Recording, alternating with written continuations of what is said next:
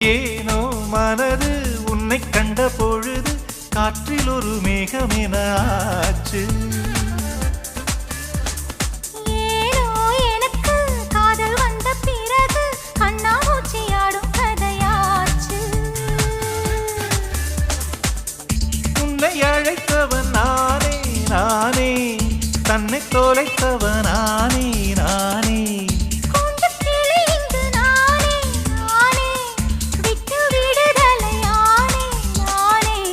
சீலை நூலாகவா நானும் கூந்தல் பூவாகவா, அடி நான் இன்று நீயாகவா.